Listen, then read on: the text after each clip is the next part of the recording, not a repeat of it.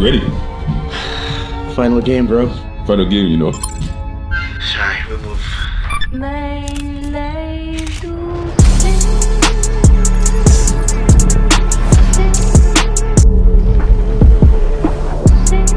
These headphones are shaky, boy.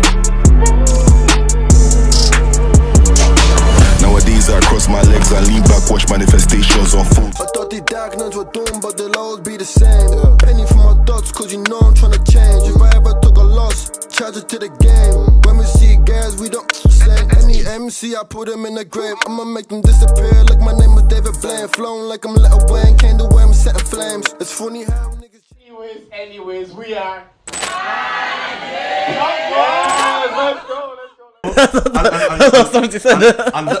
why I love Storm so much, man, because he's real, bro. Yeah, it's like, hey, So real. and you, I think religion needs that. Yeah, bro. In a way that you need to see yourself, because before, when we were growing up, we saw people that went to church just appear a certain way. Yeah. So maybe you didn't see yourself in them. But when you see a guy like Stormzy who's making mistakes, he's cursing, he's still making the music he wants to make, but he'll tell you, on Sunday though, I'm going with my mom to praise God, and that's where my heart is. My heart still is with God, and it makes it more real and more attainable. Because that's the word I was looking for. Makes it more relatable. Because before it's like you just the way you were, and then Deja always says it didn't look fun. Like the people that went to church on choir practice, church, but it looked like do you even want to go? Does your mom want you to go? Type of way. Exactly. You're the ones that forcing you to go to church. Yeah. Exactly. Yeah, what's called? We're in start. As soon as back. No. But nah, I like that. I like that. That's the direction and the angle that you have, because it's not. It actually makes the most sense. Like I was saying with Stormzy, it's like it's like I have my walk with God, but this is the type of music I want to make right now, and because this is where I am in life, and it shouldn't be like forced. And that's the good thing with art. It has to reflect the best art for me, anyways. That reflects where you are in life, anyways. Exactly, bro. And it's not like I'm saying anything crazy, bro. I'm not saying I'm stabbing people or shooting people or anything like that, bro. But have you ever been approached about your, even from like maybe people from church or Rome or anything, like about like the lyrics of your song or your content of your music? Yeah, all the time, bro. Every single time, every day. And it's one of them ones that it's so easy. It's so easy to comment on what I do for anybody. Like a lot of people, family, people, like stuff like that. But like it's one of them ones I never take it personally, because I am where I am today because of the music I've made. When I was making Dublin, when I was making Us Gelge, when I was making, like when I was freestyling on Yard, nobody was telling me, talk about this, talk about that. But the one song that can say that, actually there's two songs. Dublin was somebody's, Sello rap about Dublin. I said, rap about that. My mum as well, she said, I'll make a song that people can dance to, something that people can just chant. And that's why I made Oggy. Okay. Like, that Oggy was her idea. She said I should put a move in it that people can do. What does my what age you are? So I was like, she inspired Oggy. And Oggy's a festival song as well. That's a mosh pit song. If you've seen it live, you know what's up already. Like, all right, so we're getting into this. It's Sello. Yes. Okay. First, before we start anything, because I know people will say Sello here for the first time in 3 years doing any podcast. 27th of April at the Sugar Club. Let's get the promo in nice and early, because you don't know if people stop listening. literally, bro. Best way, bro. 27th of April at the Sugar Club. It's our goodbye live show. So come and say goodbye to Cittg. We've done this pod thing, Cittg, for 3 years, where we've done podcasting for maybe 7 or 8 years in total. And come send us off with a nice way. And we are now collabing. We're bringing the Bingo and Beats experience to the live show. You guys have been to Bingo and Beats. GB has thrown Bingo and Beats. Well, what's going to be what's the theme this time? Is it Afrobeats, R&B, or what? It's just come. Oh, okay. Just come to Bingo and Beats. It's going to be a good time. We have all these other collaboration. We're gonna podcast. We're gonna dance. We're gonna vibe. It's just gonna be. We want to be part of a good show. We want to give you guys a good experience. What? Are we announcing the big thing? I don't even know what you're talking about. Big prize. Oh no, but they said not yet though. If we're not recording again until... Well, yeah, you can announce a big prize, yeah? Yeah, fuck it. What's called? Big prize. Someone's getting a holiday. Someone's leaving with a holiday, bro. Crazy. Yeah. Someone's going to enjoy. Someone's going to enjoy. Man, I'm jealous. I want to win. Be there April 27th at the Sugar Club. Come on, let's pull up. Anyways. Okay, let's start from when you first came on the pod, yeah? Like, I think for me, that was an important moment, because that was the first time someone had called us about, like, yo, I want to bring somebody on the pod to actually, like, it's you know, it felt like the first time somebody saw value in what we did. Yeah. Because, you know, it's always like, can you come on? Or it would be like, they go to Where's Your Head Out, or they go to whatever. So it's like, the first time it's like, right, no, someone's actually seeing that they called us to come do something. Do you get what I'm saying? Because you didn't know us before that. Yeah, bro. and Prod called Didge, and I was because you were like red hot at that time as well. You were red hot at that time. Bro, so when Prod called, and I expected to kind of see you in the usual places where we see people, and when he called, I was like, that was really our first time to be like, oh right, people are actually noticing what we're doing over here, and they're taking their time, because you were like on RTE and you're taking their time. So that was always a moment because after that, artist requests left. I got tired of talking to musicians. I got tired, like, oh my god, how many more times am I gonna say? So, what do you think about the music scene in Ireland? How many more times am I gonna ask this question? So we always appreciate that moment, and thank you for coming back on again. Yeah. So then, obviously, after that, you dropped Sello tape. Yeah. Personally, I still have the disc in my car. Funnily enough. Yeah. Cold. You know what? Sello tape is underrated. Yeah. Do you think so? Low-key. What do you think? But for me, I feel like the album itself was a statement piece. But I feel like obviously it did what it needed to do for their culture. Yeah. But I feel like it could have done more. But then again, people, when it comes to me, my brand, people always expect the most. Especially then. You know what I mean? So when you said it did what it needed to do for the culture, what did it do for the culture that you felt that it was needed? It got black people to buy music. I feel like okay. I feel like if I never released my album, black people won't be buying music off Apple Tune, what do you call it, iTunes. And then you see the likes of Travis go number one. I think went number one 3 twice. times. I think they went as a group twice, and then him by himself. Yeah, and sorry, they went top 10 3 times. You get me? So like he went number one with Els. Yeah. And then he went number one by himself. Yeah. And then you're seeing the likes of Young Bless. Yeah. Young Bless is only making music a couple 2 years. Yeah. We talked to him as well. So like I feel like obviously. Not to toot my own horn, but I'm going to toot my own horn. I feel Toot that shit. To be honest, I feel like the buying culture started from when I charted. So that way, it's a legacy thing. That now the boys are doing more than what I did. See, look, Bless charted number 7. I charted number 8. Yeah. We're the first to chart in it. Yeah. So like with me, I'm seeing young boys passing me, and I'm happy for them. I texted them. I'm like, yo, bro, big up your thing. Obviously, when Travis went number 1, I bigged up his thing because with me, nobody's competition. There's enough followers for everybody, bro. You know what I mean? That's actually a good point, because before that, I only saw like you chart based on streams. I didn't see the value of actually like buying music. Yeah. So I just say, okay, I'll just stream the music on Spotify, and then maybe that. But then that's a good, because now people be like, Bless would hit me up and he'd be like, no, go buy the album and make sure you download it, so then it counts as and before, like I wouldn't have understood that before you actually came around. So it was an educational thing for me as well. Yeah. But back to the Sello tape. But what? Because I'll let you speak. No, because you know what, like people speak about certain tapes. Probably more the Gliders boys, their tapes and stuff like that. Yeah. But I feel like after Sello tape had the little high that they had, I don't know. I don't really see people chat about it anymore like that. Yeah, Sellotape. Yeah, but like every once in a while, it comes on the rotation. I'm like, yo, as a body of work, it's solid. Because like it has the girl song, it has the mosh pit, it has the introspective, it has the storytelling, and then it has the I'm gonna drive fast because man's catching me. On the way here, I was actually listening to Diana. That features. That's my favorite song. Same. That feature, because it's like encapsulates. Maybe it's our favorite song because I feel like it encapsulates who we are, because there's a bit of Irishness, there's a bit of like Africanness, there's a bit of and it's like, oh, this is us represented in a track more so than anything. But then Sello tape happens. You do the show. The opening party. What's it called? Listening party. You did the listening party. That was another moment. That's the biggest moment. I think that till this day, I don't think anybody can surpass the vibes in this. Now, as that's happening and you're living in it, do you enjoy those moments as well when you're sitting in it? That time I was like overstimulated that whole time, like that whole, literally after Process, when I dropped the song called Process and I took it down. That was the first time I took down a music video from YouTube. Like that was like where I just started losing my head.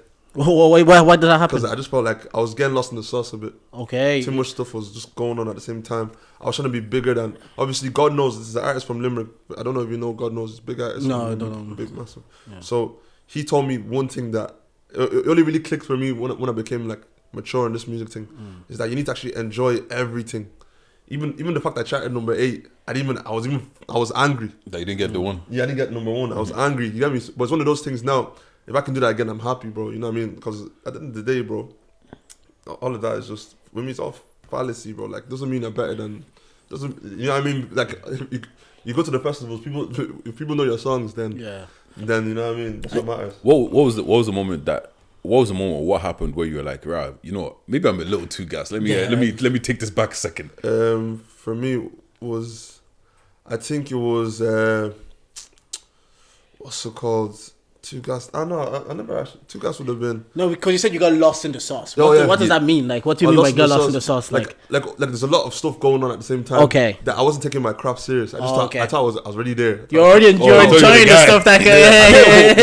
What was that moment? You like, wait, hold on. Yeah. I'm not that guy yet. Yeah, it was like after. I think it was after that whole I'm not that guy moment was like.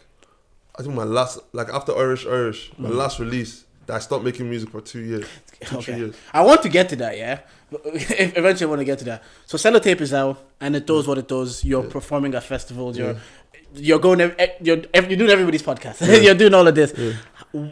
In that moment, what does that feel like? Because again, I always say Ireland. I'm 31, so we see peaks and valleys. We've seen like Sully and Jafaris go high, then we've seen nothing for ages. Then now we see you, but now I think we've seen consistency now with you, Bless, the Gliders, etc. But when that's happening and you're at that peak now, how does that feel to you? For me, I felt amazing at the time. Obviously, I did Longitude that time. Main stage was cool. But obviously, I wasn't mentally prepared for any of that. Okay, that's all. Cause I was so young. Was it too much too quick? It was too much too quick, yeah, basically. And a lot of artists don't know that can happen. You know what I mean? For me, obviously, I am more mature now, but I'm happy I got it quick because I'm somebody that if I don't get quick, I'd have probably given up. Okay. You know what I mean? Like, if Dublin didn't do what it did, I probably wouldn't even be making music. You say that, but you kind of low-key strike me because obviously we haven't gotten to you taking the time off yet. Yeah. But if you felt that way, you wouldn't have come back.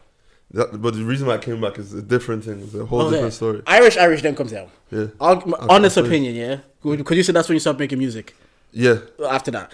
Honest opinion, when I heard Irish, I felt like it was more of the same thing. You felt like you were chasing a moment that you had. Yeah. And it didn't come to me. It didn't come across like it was as authentic as maybe a Dublin. Yeah, exactly, bro. Okay. So it felt like you were chasing, and I could hear it in the music, and my opinion is like Irish and Oogie. I'm like, yeah, you get me too similar. And just was funny, bro. Yeah. Like, I did not want to make that song, bro.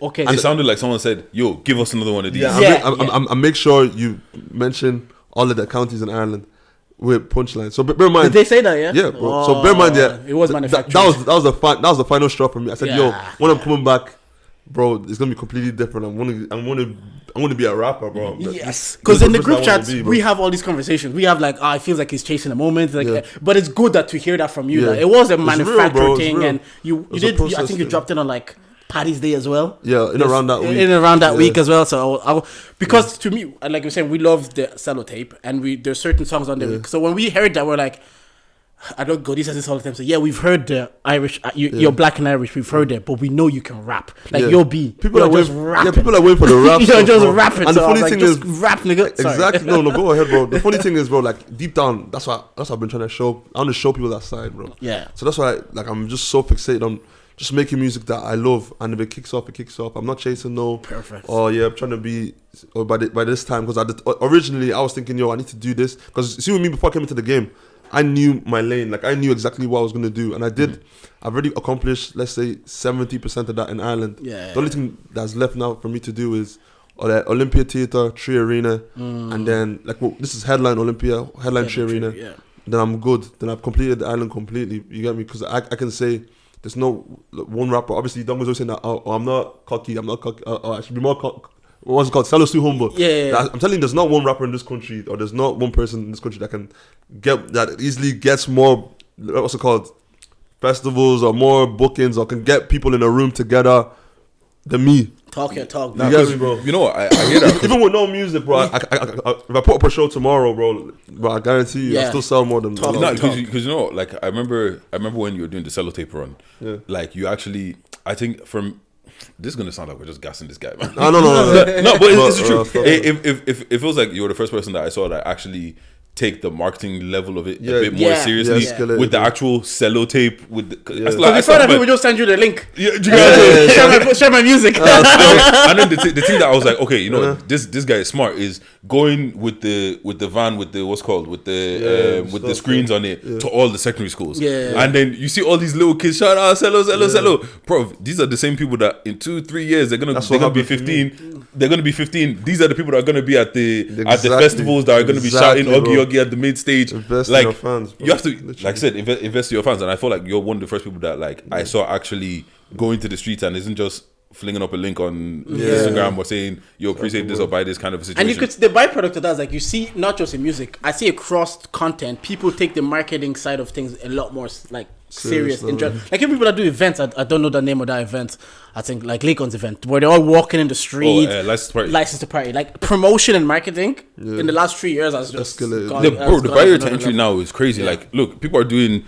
Remember a couple years ago for our live show, we did one poster and we flung that up. Yeah. This time we've had promo video on promo video. We've had like 6 posters. A goodbye video. You know what I'm saying? Like, it just feels like everybody's levels have gone up. But yeah, so now we've spoken about Sello tape, you in the game. We're talking about just how you felt after. Yeah. What's the thing that made you say, I'm leaving for 2 years? Irish raps. We alluded to, it's a bit more manufactured. Rap about Ireland, make sure you have a bar about all 32 counties. Maybe it doesn't do what you wanted it to do. Exactly. Why did you stop? The reason why I stopped is because like it's an identity thing, bro. I felt like I wasn't myself. Like this ain't me, bro. You feel me? And I started seeing boys doing their thing. I started seeing the likes of Travis and Els. These are 2 Nigerian boys coming into the country, fucking up the scene, bro. That's bro. Like them, I'm born in Nigeria, bro. Like niggas don't even know that. I'm not even born in Ireland. You get me? Yeah. But it wasn't until I went to Nigeria, I came back, and I understood that, bro. I don't even lie. All the racism I've been receiving online, it makes so much sense. What about that? Yeah, because we see one angle of it where we see like, oh, you're a presenter of Black and Irish. Yeah. What's the racism you're receiving? The racism, like? Bro, I can tell you, I'm probably one of the most like hated on artists in the whole of Ireland, bro. By Irish people, bro. Certain Irish people. What do they say? Like, what do you see in your comments?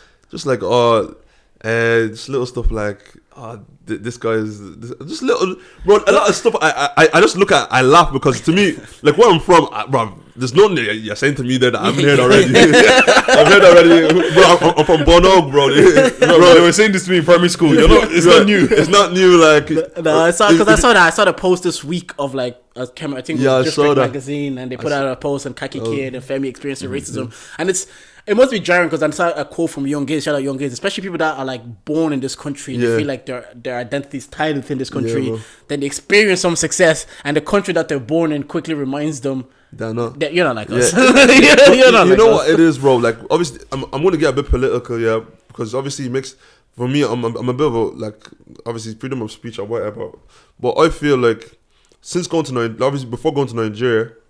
Like Nigeria changed Nigeria's part of the reason why I even came back to music with this aggression. Was that the first time you went back to Nigeria? It's like my 3rd time. Okay. But this is the first time I went by myself as a man. You know what I mean? Yeah. So now I'm going there to learn to understand what it means to be Nigerian, bro.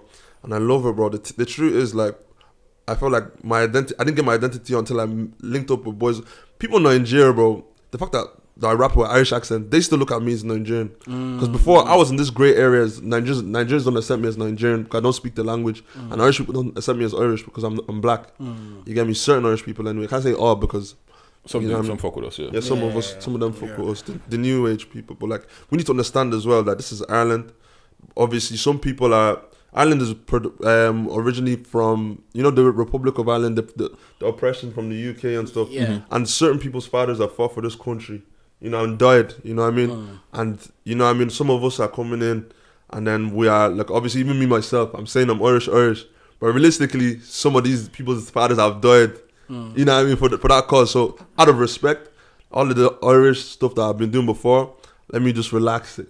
Because realistically, it's not even me. I'll be so honest, it wasn't even, but Dublin was me because you can see in Dublin, I dress. That's the way I dress. Oggy was inspired by your mom. Oggy was inspired by my mom. Yeah. Osgelga was me. I hear what you're saying. Yeah, you know what I mean? I do hear what you're saying, and like there's a certain respect that you have. Yeah, cool. Your grandfather fought for this country. And all this kind of stuff. Cool. That's all cool. But then I love when they says that because I know what's about to come. Yeah, but then what about all of the Americans that are Irish American, but they just claim American? Thank you, bro. Do you get what I'm saying? That's what I'm saying. And like exactly. That, it doesn't take away like. Why do you have to chill on like okay on if we go like buck for buck, right? Cool. Your great grandfather died for this and all this. You were just born here.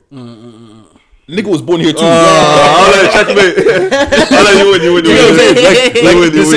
went to young primary Iz was school. just born here. You went to primary school. I went to primary school. You had to do confirmation. I did confirmation. And there is nothing that you have done that I haven't done. Yeah. And I've lived here my whole life. So when you're saying, yo, Oggy, Dublin, you're not even cosplaying as somebody that didn't grow up here and came here when you were 15, bro. Everything you spoke about, you lived it. Rapping in Bono in front of the school and grew up. All of those, is your identity. And sometimes I know they want to strip it away from us just because of the color. That's why I just thought this morning, and it says a country is their people, not their race or whatever. Because like it is what it is. This is what Ireland is becoming, and I know it's never easy to swallow. We're not the first country that's gonna go through this where it's becoming more diverse and multicultural, and there's always pushback. It happens everywhere, but it would be more discouraging to see, because I understand when I saw his post, I'm like, I'm rapping, trying to put on the country that I represent, and then what I'm hearing on the other side, it's kind of like it can be easy to be like, man, fuck this thing. You know what I'm trying to say, bro? Like, and even because bro, that's the thing that fucked me up initially, bro. Yeah. Like, after Irish, I got a lot of stick for you're not even from here, you're black. What you mean you're Irish? If you're Irish, I'm Nigerian, type of way. So I'm reading this and obviously me, I'm someone that doesn't look at comments, but my mom as well, she reads all my comments. And she be telling me, this is what they're saying about me. I always hate that. Stop sending me the hate. Stop sending me. Is this about you? Leave me alone. Mom will tell me like, yo, they're saying that, oh, you didn't do this, you didn't say this. Okay, whatever. Obviously, I love my mom and everything, but like, sometimes some of my boys will be telling me, very cool. But my thing now is like, I love being from Ireland. I love everything, the culture, everything. I learned Irish the same way Sean learned Irish, and the same way, like you said, nigga was born in Ireland, he was born in Ireland.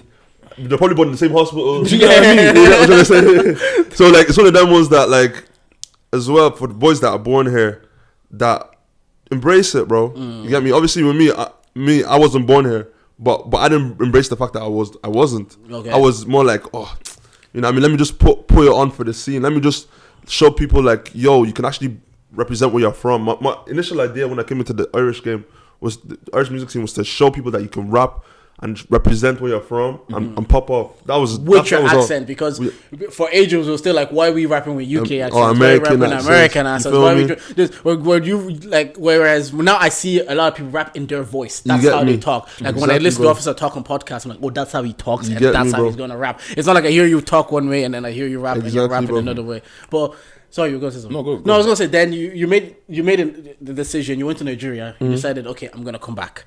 Yeah. When you decide to come back, how do you plan it out? What's the thought process, and like what's the rollout going to be after 3 years of like basically? You've even jumped. We have to talk about the 3 years. Yeah. No, actually, that's a good point. Yeah, what's good? Because within 3 years, what's happening? Within these 3 years, from the outside looking in, when we're saying, where's Sello? We're seeing this guy in Belfast renovating houses. I was doing all sorts, bro. I was doing up entrepreneur, landlord and that. Entrepreneur, and I was acting. I was just trying different stuff, because obviously I was still at the kind of like peak a little bit. Yeah. Because obviously now I'm not where I was 3 years ago. 3 years ago I was hot. hot. But it's one of them ones, people can be crying, oh, I fell off. People said, oh, Sello fell off. Well, my money hasn't fallen off anyway. My question is always, right, because like I feel like we're artists as well, and like we're artists that pump out music so regularly. Yeah. Sometimes you need to go away and live a little bit. Yeah, you do. So you have something to come back. Like you said, how old were you when you dropped your first album? My first album, I was 22. You were 22. It took 22 years to write that album. Yeah. You're not really living that much life within another year to drop something else. Yeah. So now you've gone away. Yeah. How was the acting? You found Jesus as well, innit? Yeah. How was life as a person? Like growing as a person those 3 years. What was that like? Just even yourself, the growth you experienced as a just human. Everything, bro. Understanding, like, obviously when I was lonely, I found God. Best decision of my life. Got baptized. An expectation. Found a family, like a network that helped me go through that mental side of like understanding that I'm, regardless of my music, regardless of anything, that people still love me as a person. God still loves me as a person. You know what I mean? Obviously now I'm still in my entrepreneurial bag. Still do I have 2 businesses with my partner. We still do the cleaning company. We still do the property investment stuff. Okay. But recently, I had a conversation with one of Darko's manager or like something like that. Representation, yeah. Yeah, like represents Darko, like from the get-go, like early. Yeah, he was just chatting to me, telling me, "Oh, bro, he sees what I'm doing. He fucks with it, but I need to tone it down on this music thing and actually make it work. So that way, all of this other stuff can also relish as well. You get me? Because, bro, I can't lie, bro. I can't pretend that I haven't made money from this music, bro. And imagine I gave it up, like, bro, like that's like." I'm giving up on everything, like, I've given up on everyone, or like even you guys, like I've given up on you guys as well. So when I went to Niger and came back, kind of like made me understand what I mean to people. So even people over there, like, bro, as people over there, that me as a screensaver. Wow. The village, like, bro, like, you get what I'm trying to say. An inspiration of some sorts, because when you come from people who come from it, they see at a certain level, and they're not looking at that picture like that could be also me. Do you know what I mean? So let me introduce the pod. Do you have a quiz? Yeah, before you introduce the pod, you said finding Jesus and getting baptized and feeling like you found the community and everything. Did you feel like, especially with the level of success that you reached so quickly, did you feel like you were worthless if you weren't rapping or if you weren't providing music or shows and stuff like that? It was more so like it's just more so like, you know, humans, if you look at the Maslow's hierarchy, the needs, social need. Come on. You need that social need. An educated nigga. This guy said, I read. Bro, you need that social need. It's like to be the best person you could possibly be in anything you do, to reach that self-actualization. You need that sense of community. Some people say, oh yeah, I'm a lone ranger, bro. I can do shit by myself. That's cool. But as humans, we need community, bro. I felt that those years of my life, I felt so lonely, bro. I won't even lie, I felt so lonely. I stopped playing ball as well, and like football was the only thing that had me like, okay, at least that way I'll go play ball on the weekend with the boys. Maybe Astro midweek with different set of boys. Church Astro. Did you grow up playing sports as well? Yeah, not really, bro. I'll be so honest, bro. I did.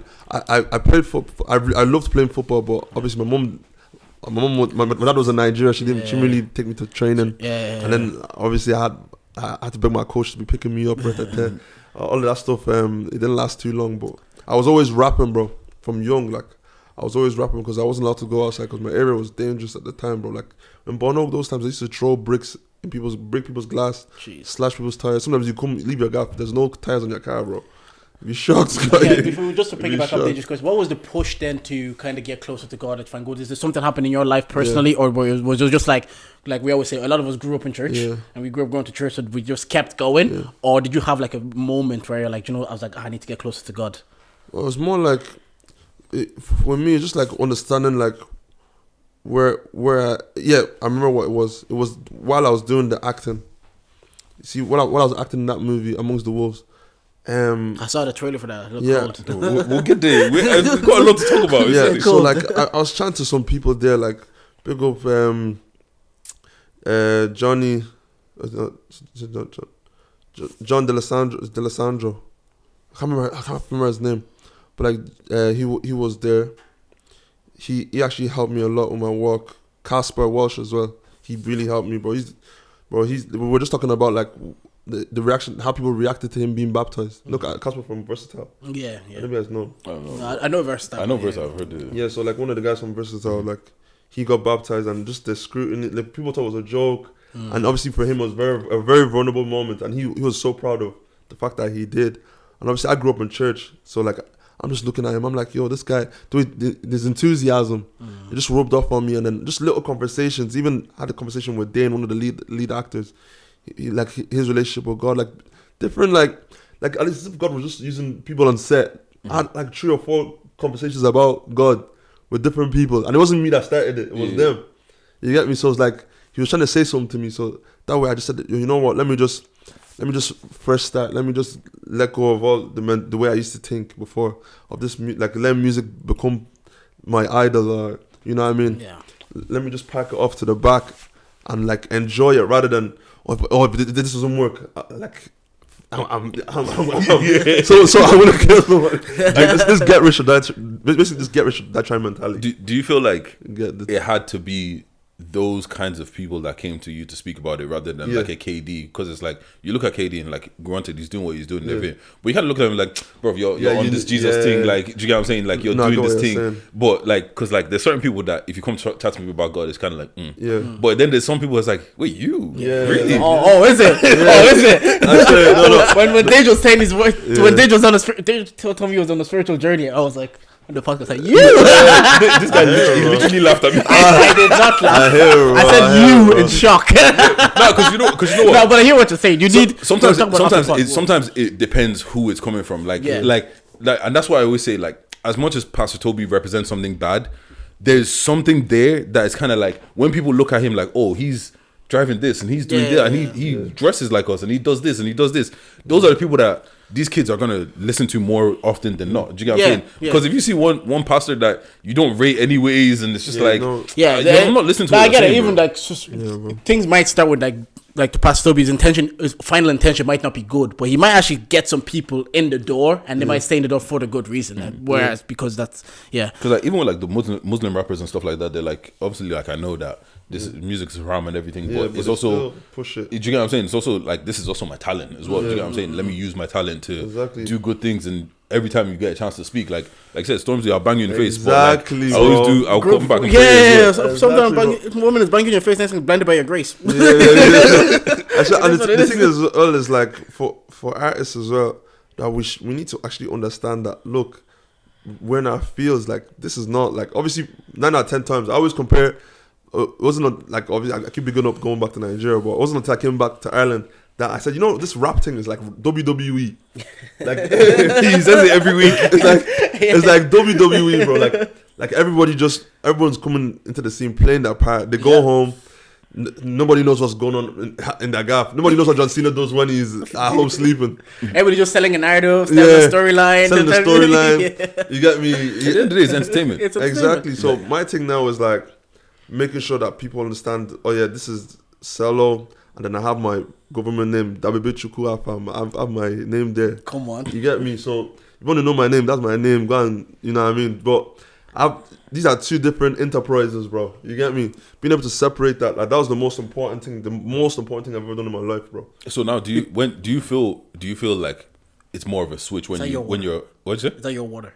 Yeah, it is. Please, I mean. What's called? Now do you feel like it's more of a switch where like can you feel I'm in Sello mode or I'm in regular person mode now? Like do you feel like the switch? It's more like how people perceive me. Before I would turn on Sello mode, but realistically now I'm just myself. However you see me, some people might see me as Sello.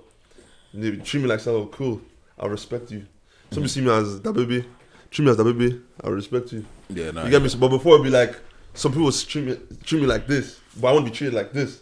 So I'll tell them, or you know, I'll give them a bit of I'll shake them up a little bit. You know what I mean? So how did it feel not being black for the first time when you went to Nigeria? You weren't a black dude, you were just another guy. Best feeling ever, bro. But I kind of felt white in a way because of my accent. You get me? But they made me feel like they made me to understand that look, this music thing is global. It's not Ireland. It's not UK. It's global because there's people in Nigeria that telling me, oh boy, when I coming back, we need to drop this album, this next album, we need to drop it.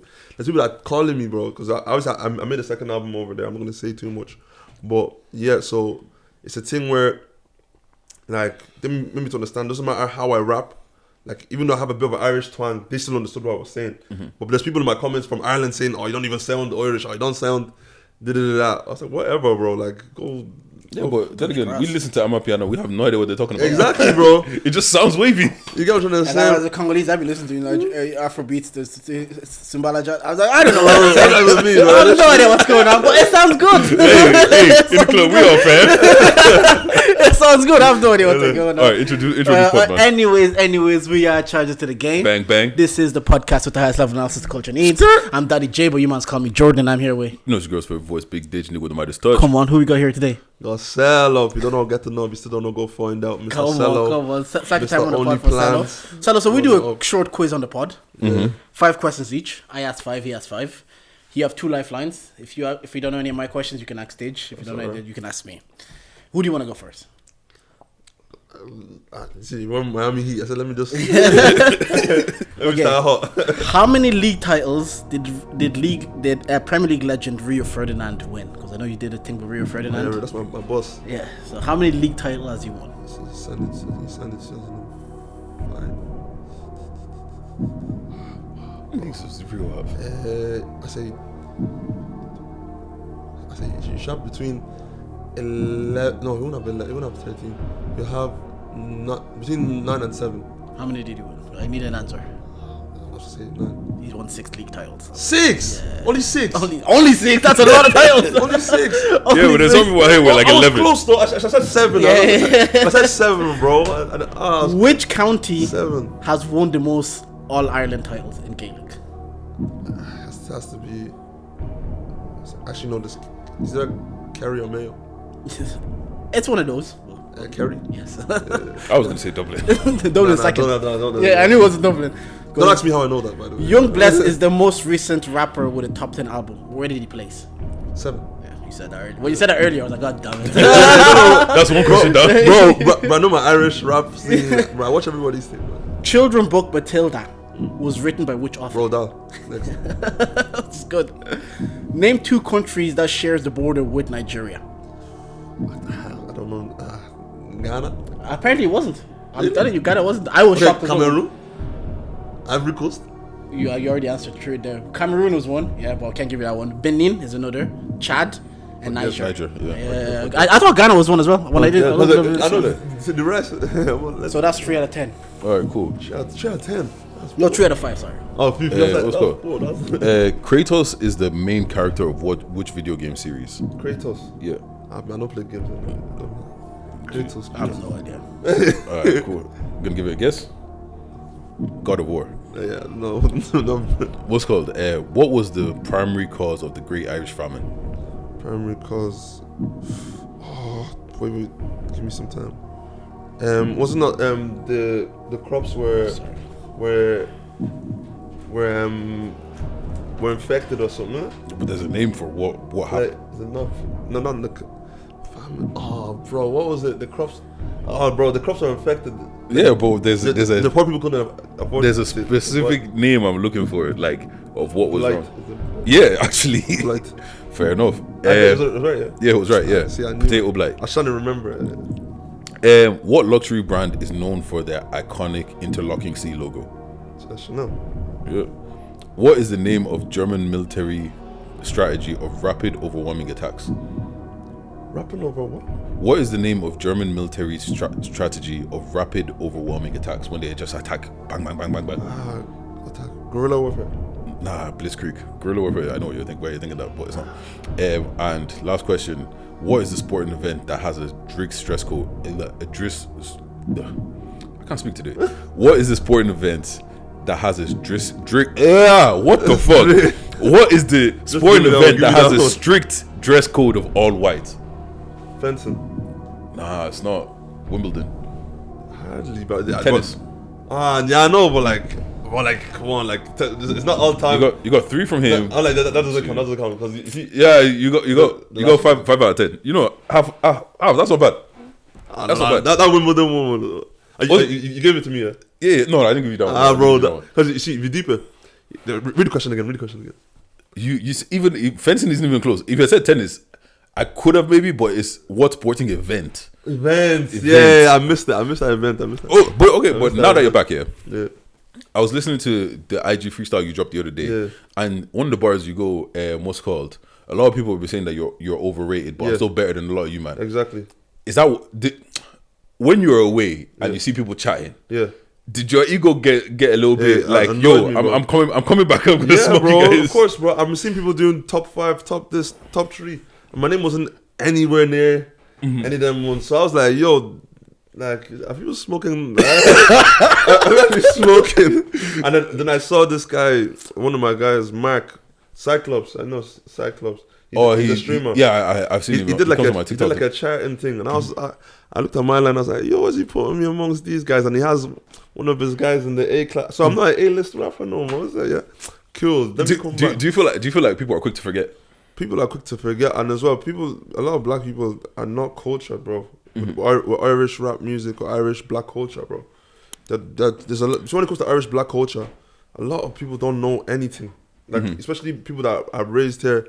That, say for example, now some people might start a podcast, but they don't know the top 5 artists to chart, or they don't know the trailblazers, the black trailblazers in our country. And they're just opening them out and talking, bro. Like, you know what I mean? It stresses me sometimes. Good. Yeah, sorry. Yeah, Felt a bit dizzy there. Take it easy. I'm good now, yeah. No, but because I was listening to that IG freestyle.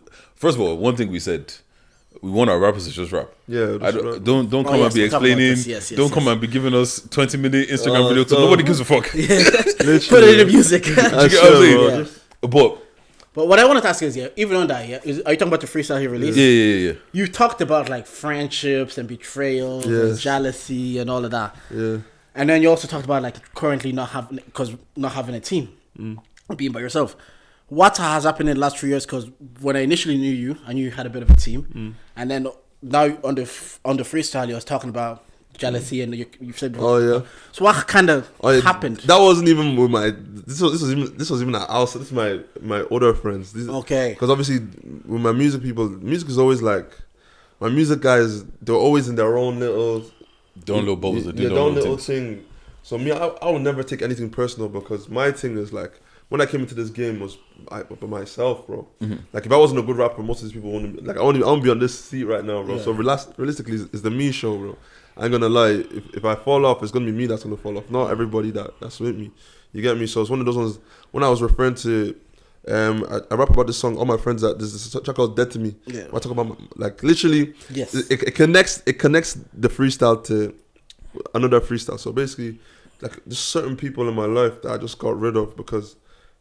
I just felt like I was just weren't on the same wavelength as me, but I can't name them because people. No, I don't need to. But like, if you watch the short film that I'm posting on my story, obviously someone like it gives little glimpses. Like the person will know, the people will know who they are. People that were around me those times will know who I'm referring to. But it's one of those ones that, like, when I rap about certain stuff that people, a lot of the stuff is personal.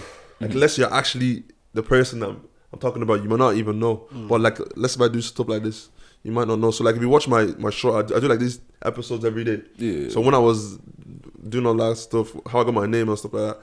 So like, flipping,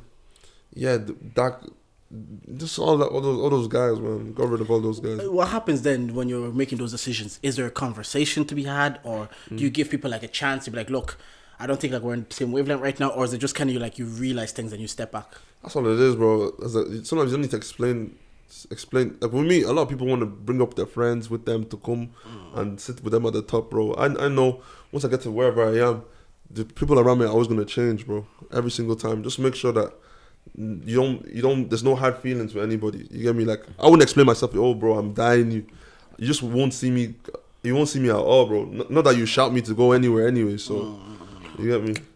When Sello tape released and you were flying and people were fucking with you and everything, those said people, did you see them? Did you feel an energy change of like, oh yeah, bro. You're not happy for me the way you used to be happy for me when I was rapping in my bedroom. You know, it's even. I think it's the other way around, bro. I think people are more happy that I'm not the guy anymore, so it can bring me into the mix a bit more. Because before I'd be more competitive. I'd be like, Sello's. I'll be like, you know what I mean? So maybe they see you more of like a peer. Yeah, like we're peers now. Whether when you're there, they might see us like, I have to try to get there. Exactly. So remember the conversation we had earlier, like, or people won't name you in the top 5. Before it used to be people won't name you in the top 5 because Sello's already good. He's gone. Yeah, like like we're talking like top 5 best rappers in America. People won't name Kanye West. Like realistically, he's like one of the GOATs. Yeah. I'm trying to get that status again. I'm the underdog right now, trying to get my crown that was taken from me on some like Super Mario shit. The question was it taken from you though? No. Realistically, I don't see it that way, but I have to tell myself that. So the music is fueled with that kind of, you know what I mean? Do you rap from a place of anger? No, it's more like a place of like, I don't know, just from a place of my stomach just tells me what, it's just my gut feeling. Like for example now, I can go to the studio downstairs and like, if I'm pissed off, I'll just, on some like Ice Cube thing, I'll just release whatever is in my system. So like in 2020, 2021, 2022, and as it was progressing, you were at the forefront, and then you see like you maybe Office as well. You guys were at the forefront of it. You get what I'm trying to say? And as it's going now, it's like 2025. You're seeing other names come to the forefront. Yeah, you get How me. does that make you feel? And like, how does that make you feel? Do you feel like, okay, I need to get back to where it was to be compared with this? Like, or you're watching them like, you know what, you have your moment, and I'll be back, kind of thing. Yeah, for me it was like I know my fan base, but my fan base is completely different to most of these guys, bro. That's why I think the problem with a lot of people when they talk about all of these best in Ireland talk, they don't know my fan base. My fan base is not the people that they see in all these Vela, all these Club 22s. My fan base, they're in secondary school, or they're buying tickets to see Sello at Longitude, or they're buying tickets to see Sello at EP, bro. You get what I'm trying to say? So my thing is like, I can never like say, yo, this guy is better than me, this guy is not better than me. But sometimes I feed myself with that because it motivates me to. It's almost like boxing, bro. You need to fight, bro. You need to actually like, you need to earn your stripes. You need to actually go toe to toe with some artists. See, for example, now I remember the listening party. Obviously, let me throw some names, bro. Listening party for Full Circle. Yeah. I remember very vividly. Al said to me that they come from my spot, and they did that. And it's one of those things that they took that number 2. They got number 2 that year. Yeah. So he said it to my face at the listening party, like in front of everybody. To this day, that shit still haunts me, bro. Yeah. And it's one of them as my brother, like I love him to death. That's my nigga. Was the fact that I love that kind of stuff fuels me. Rap is a competitive sport. It's a competitive sport, and I will never diss my guy because he's my dog, bro. Travis is my dog as well. But it's one of them was that.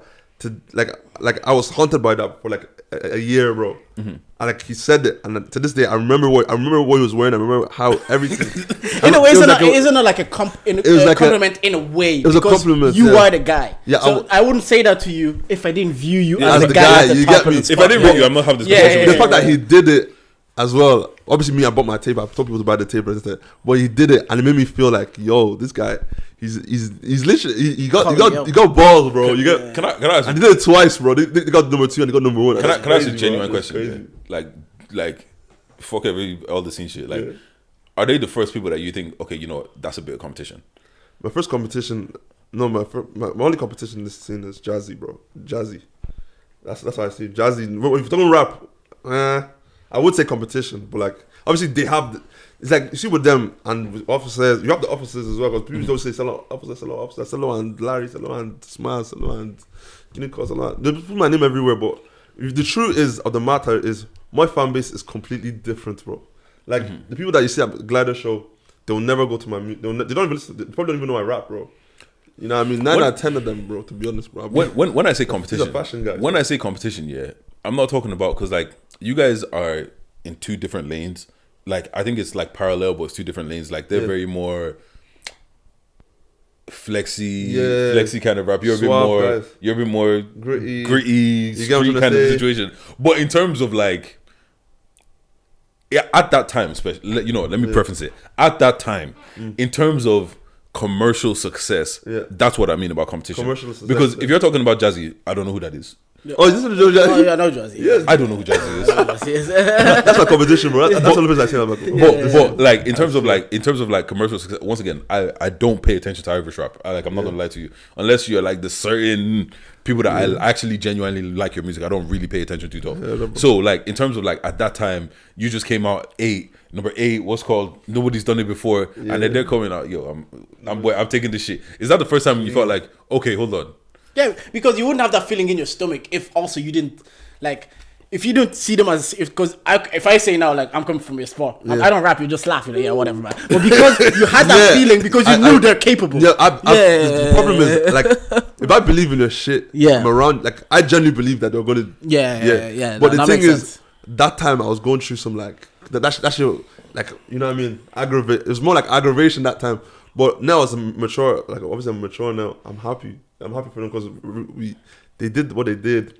I was happy. I was just happy because once the genre of rap gets bigger in Ireland, exactly, bro. That's what we'll say about like even podcast. The day always says we need the people that do this at their best to keep doing it at their best consistently. Because once the genre gets bigger, man, there's more money that gets put into it. The more that we can all eat. So because even I was annoyed that when I thought you weren't coming back. Yeah. Oh really? Because it feels like all of the people that do this at the best level just at a certain point, just like I'm But done yeah, with this effort, shit. Yeah, all the time, bro. Bro, bro, that wouldn't sit easy with me, bro. Like giving up on this music thing, bro. Especially when you see people like Jordan, see people like they're popping off. Like, you know what I mean? Like, it's doable. Just stay consistent. Or remember your fans, bro. Like, people always think because they're not number one or because they don't have a million streams, they just feel like, oh, let me stop doing what I'm doing. No, bro. Just remember who you're doing it for and just focus on them, bro. And That's all okay, it is, now bro. you're coming back. We're seeing more of you. You're releasing content. Yeah. What's the motivation now to, like, when you start dropping music again? What are you trying to achieve now? With me now, like, just moving on my family from Nigeria to Ireland, bro. Everyone that's in Nigeria, bringing them to Europe. That's all. Simple. I don't give a shit about anybody Those else. comments won't be happy, boy. I don't give a shit about all these guys. Bro, all these people that, bro, the reason why I do this stuff is for my family, bro. I'm tired of living in my current situation, bro. Originally, I was doing it because it was fly and I was getting money. That's why. But when I went to Nigeria and I understood what I mean to a lot of people, that's when I now understood that, yo, you know what? This music thing can actually change my family's trajectory, bro. You feel me? Do you appreciate the craft more now Yeah, than you did before? 100%, bro. I appreciate it a lot more. I feel like with me now, I need to get my pen right. My pen, like when I started making all this commercial shit, like my pen became weaker, bro. Like the only time people really got to see my pen on my tape, in my opinion, if you go back and listen to my old tape, Sello Process, Story Mode, Slauncher, that's when I really showed my pen. But like those are the levels I should be operating consistently. But now I don't feel like I've done anything to that. I actually know there's like I'll play you some music actually while on camera. So so I'll leak some of the tape here. So if you guys want to hear some of this the new tape, I'm not gonna say the name. I'm gonna play like one or two songs. Already, you get me? yes, So you already. tune in. what's your favorite? Okay, 2 questions. What's your favorite type of music to make? Yeah. And what kind of music do you feel like you're at strongest? Alright. My favorite type of music to make would be, I won't lie, my favorite type of music to make is, I don't know, bro, because I'm someone that I can throw on anything, because I listen to a lot of different type of music, bro. I ain't gonna lie to you, bro.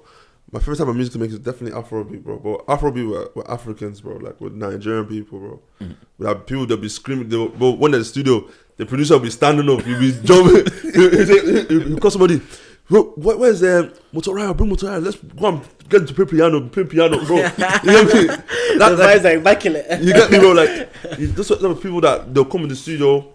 You get to the studio now. There's like 5 guys in the studio. 2 producers are sitting over there. There's one guy singing in your ear here. You're writing your raps, and then at the end of the session, you have like 3 or 4 songs. In Ireland, I can't even do that, bro. I cannot enjoy. What I was gonna ask do you, that, bro. like too maybe different, you because you said you're the only Olympian 3 left for you to do in Yeah. Ireland. Do you think? But then again, you said music is international. Do you think there's a cap of what we can do here in Ireland? Oh, Or is music so international that you can break that? Like, obviously, maybe we saw with Jordan, but is that an outlier or can that be the norm? I put asterisk beside Jordan's name. Alright, He's Belfast is UK. The reason why I say that is because I feel like I was having this conversation. I had a conversation about the scene at the gym. Like, Let me rebuttal because there was a private group chat. Yeah, there's an underground Irish music group chat, and there's like all the artists from all the Northern Ireland scene and the Republic of Ireland scene, music, rap scene, black scene is one. Yeah. People don't know, but like the thing is, or let's say the Belfast commercial scene. Say for example now a pop star from Belfast, that'll be pop, but the rap scene is actually one because it's a thing where you see, for example, Kneecap. bro, you know I'm Oh yeah, into shit. the scene, bro. Okay, so it doesn't matter. So let's say, for example, now Jordan was in this group chat. We had Evans Jr., I think JLOL, me, and loads of other boys, young boys that wanted to make music. They were all in this group chat. Sequence, we used to chat every night.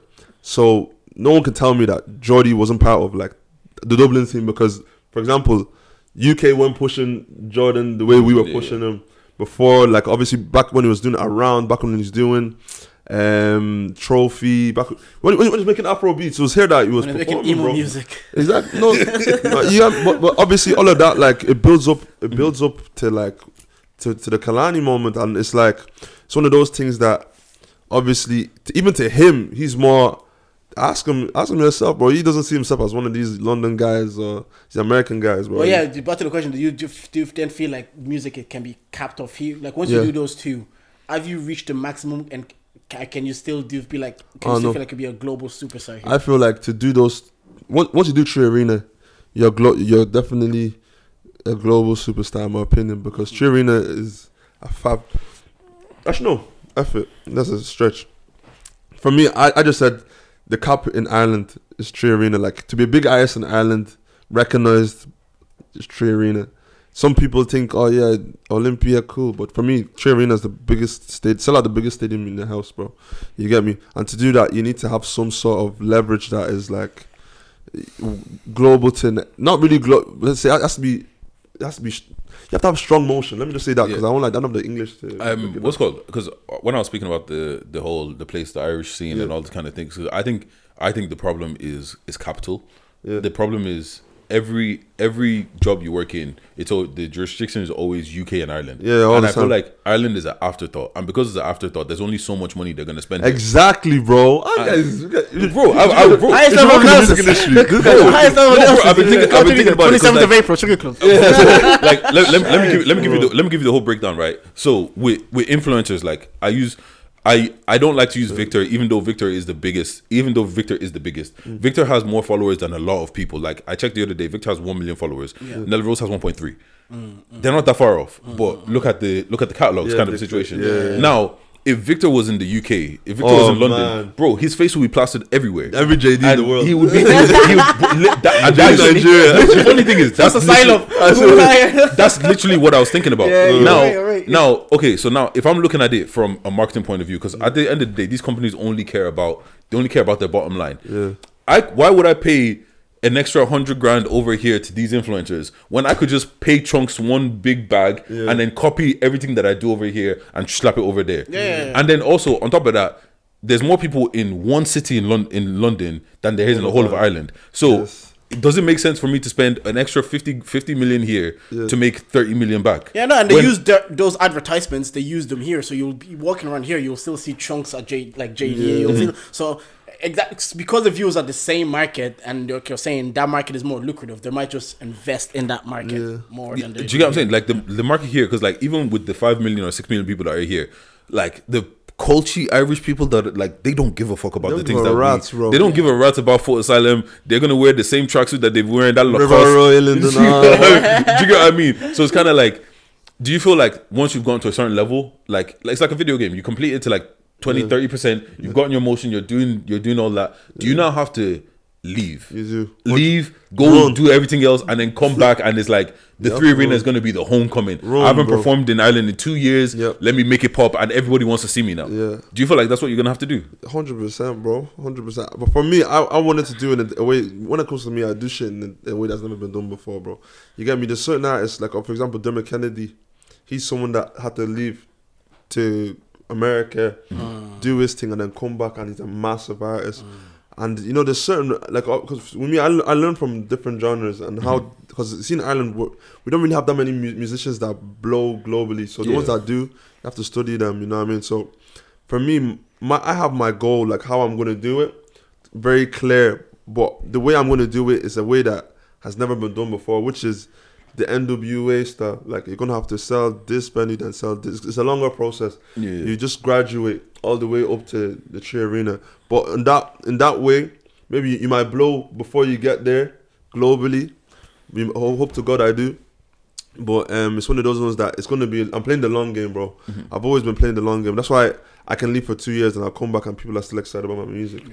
I'm looking forward to it, especially with the freestyle you gave, and you were like rapping. It was different, bro. And you went away from like the Irish kind of thing. And but I kept it in a way there as well. Okay. Yeah, but the thing is, you can't get rid of it because that's you. Exactly. No, you're right, because I went away from it, but it's the perspective. For example, now my core fans, like obviously I had a little kid in the video.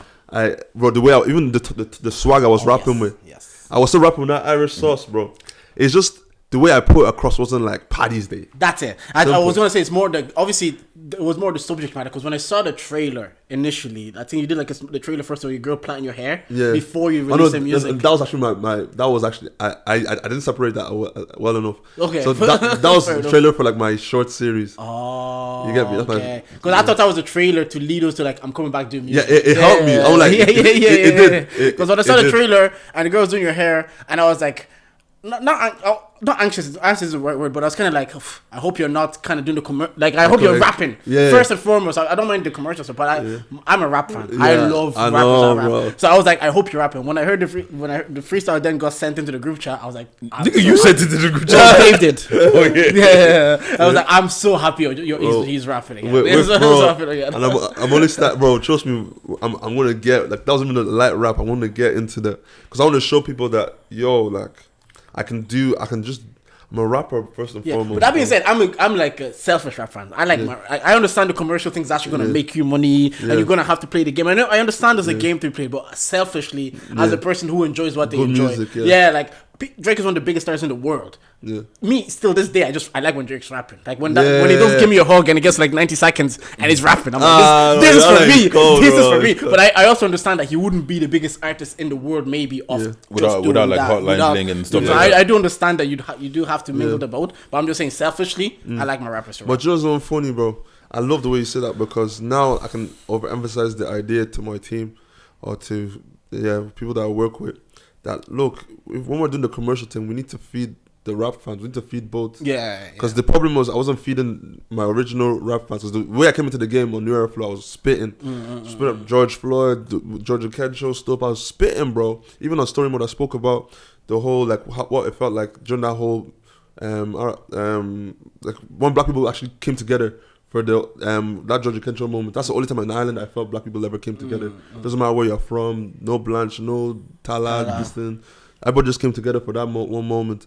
And that's why I felt like, I know artists spoke about it, bro. You know what I mean? So I put in Story Mode for the ones that listen to it. You get me? My old tape. So it's one of those ones I felt like, like a part of me was missing when I wasn't doing all of that. When I was making all that music before, because if I kept doing those freestyles on the side, I would have never stopped making music because it reminded me that look, forget all of these guys that saying you're not Irish, bro. Look at this is what one of the songs you said. I can't remember if it was your song or just a song I heard you say. You said you need to blow like Century. You need to get the love like Century. Do you not feel like you get the enough love here? Or was that a different kind of love that you feel like he gets? It was like for me, I was like, when it comes to the music thing, I always feel like the love I get is mad. Like from my supporters is like there's certain people in my channel or my support that I know that they support me every single day. I need to actually visit these people, go to their gaps, give them stuff to show them my actual appreciation, because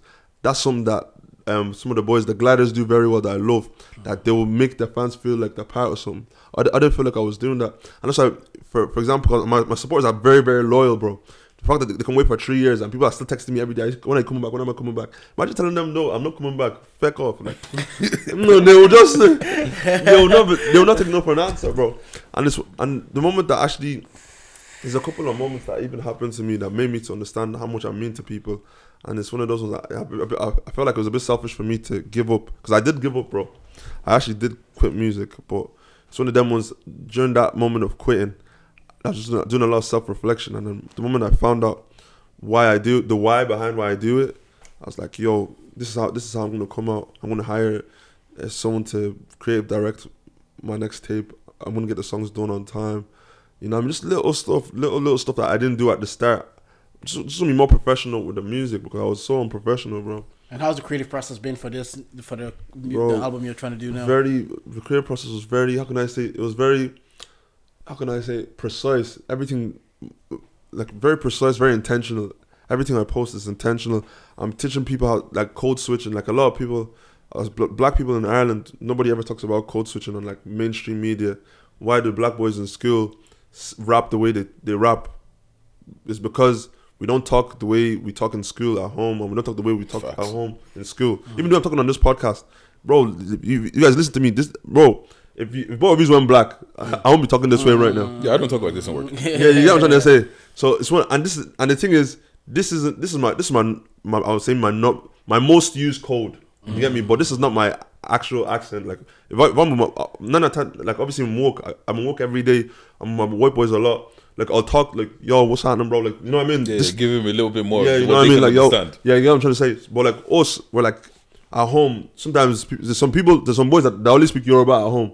But when they rap, it's like it's kind of like twine. It's pretty cool. It's everything. It's a bit of swag. So you shouldn't judge them. Just like for me, I'm like, why are you judging people, man? Allow them to breathe, bro. Yeah, play the music now. Yeah, what's called? Yeah, talk to us about this new thing. Like how you feeling about this? Actually, before that, how did you get into this movie? Like, the movie, because this is random and it's not even like it's a small thing. We're seeing big boy actors in this thing. It was a fat, bro. And there's even some certain actors that are big that are not even in the trailer, bro. As well, you get me. So my thing is that movie started. I was in the Irish centenary celebration. Like it was 100-year anniversary of Irish creatives. So like all the best poets, all the best artists, quote unquote. Obviously, art is object. It's not objection. What was that? Object. It's not subjective. Subjective. Sorry. So like people, you get me. So like obviously for rap music, for black culture as well, they brought me as one of the faces. They brought Tola McKay, Denise, Felly Speaks, just like to represent like, you know, the black community in Ireland and how it's developing and stuff. So I was there and I was sharing dressing room with like one of my favorite actors. If not at the time, he was my favorite actor until I watched Equalizer. Then I was like, Denzel is my favorite actor. But like, I told you. So like Aidan Gillen was my favorite actor. Like, I kid you not, he's like, when I saw him, like, we're sharing dressing room, yeah. So I was like, this is a joke. My heart was thumping because obviously I've met all my favorite rappers. I've met all these guys. They're cool guys, but like some of them are weird. But like it's one of them it's one of them was when it comes to movie stars. To me, Claire, that's when I get my shit. That's what you start struck. This guy's in the room. Yeah. This guy's in the room. You feel me? So is that the first time you've been like a little bit like? That's the only time. That's the only time in my whole career. Only time. Obviously, I met like big artists, Sanch, Tion. I remember I was in the club I was in the Atlantic Records party. Tion was there, Ed Sheeran was there, Dua Lipa was there. I was on the same table as Tion, like this, bro. You get me? It's cool. But it's one of them ones that obviously me, I'm not one of these guys that be posting picture and all that or talking about this kind of not big. Yeah, but Loki and your manager will tell this. Sometimes the perception is just like, oh my god, Sello's with. Yeah, you have to kind of do that play sometimes. Into it. Yeah, I heard that, bro. Yeah, that is selling perception is part of the game. It is, bro. Yeah. But sometimes with me, I just obviously with that one, I said, "You are here, I'm here." I know you're a big boy. Come to Ireland. Can you come and sell? See, bro. Let me not. That's what you're saying. Like, if you're in the room with them, you're like at that stage, you're at the same level. We're all in the same room, so there's nobody here that. You know what I'm trying to say? So I'm saying, with me, I start losing respect for artists when they're coming to they're posting shows with certain promoters in this country and they're not selling out. Like they're not selling venues that I can do. They're not selling venues that people in Ireland can do. And bear in mind, boys, obviously my boys, Travi and Els, when I say Officer, like we're not seeing our names on no festivals no more. Why though? Because why? Like why is that? Because I was told last year I was blacklisted.